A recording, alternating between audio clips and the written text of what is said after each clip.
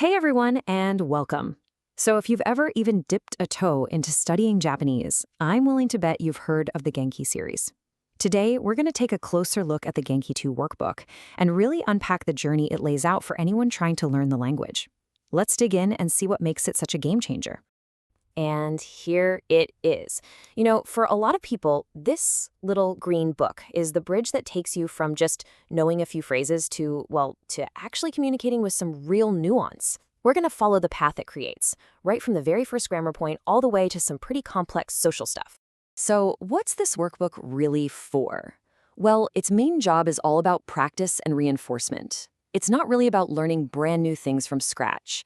It's about taking all those concepts from the main textbook and just drilling them again and again until they become totally second nature.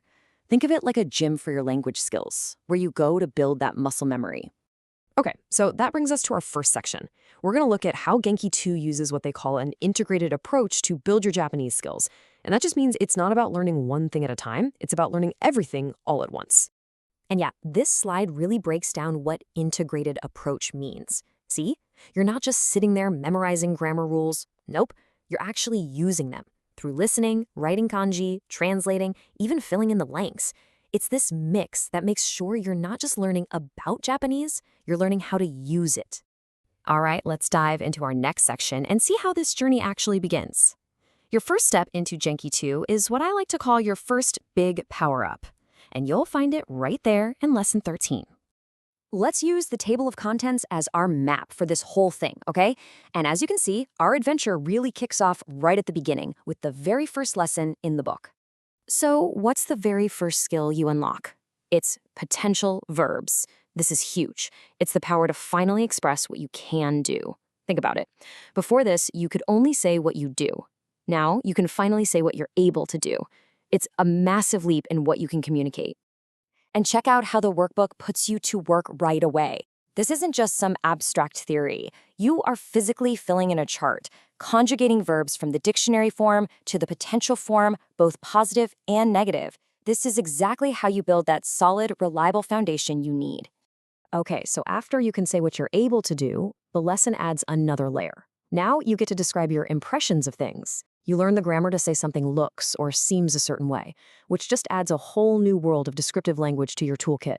And this is where the magic happens. The workbook doesn't just give you a bunch of boring sentences to translate. It gives you pictures. You look at the cake and decide, does it look sweet? You look at the teacher. Does she look kind? It connects the grammar directly to a visual, and that is just a fantastic way to make it stick. All right, let's keep going. So, once you've got those basic abilities down, what's next? Well, the next step is to start adding nuance, the ability to guess and speculate. And that's exactly what we find in Lesson 14. Let's go back to our map. We're just moving one lesson down, but trust me, it's a big jump. Lesson 14 is where you go from making objective statements to making subjective ones.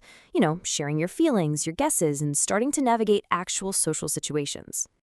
Two huge skills pop up right here. First, how to say you want something using hoshi, and second, a really important one, how to soften your statements and make an educated guess with kamoshiremasen, which is kind of like saying maybe or it might be. And you can really see the different skills being built here. On the left, it's all personal. What do you want? But on the right, it's situational. You're given a scenario, and you have to make a logical guess based on it. It's the difference between talking about how you feel inside versus interpreting what's happening on the outside. Now, here we go. This is a big one. It's a concept that trips up so many learners. Lesson 14 just dives right into the deep end with the complex and socially critical verbs for giving and receiving in Japanese. And what's so crucial to understand here is that this isn't just vocabulary. No way. This is about social hierarchy, it's about relationships, who is giving to whom, are they in your in group or are they an out group? The workbook uses these awesome, simple diagrams that make these complicated social rules incredibly clear. This is pure cultural learning, just disguised as a grammar exercise.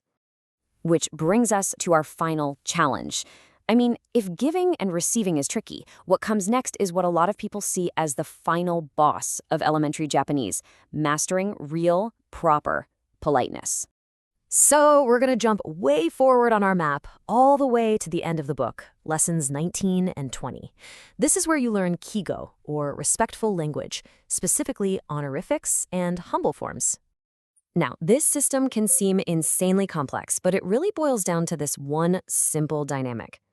Honorific language uses special words to raise up or elevate the person you're talking to.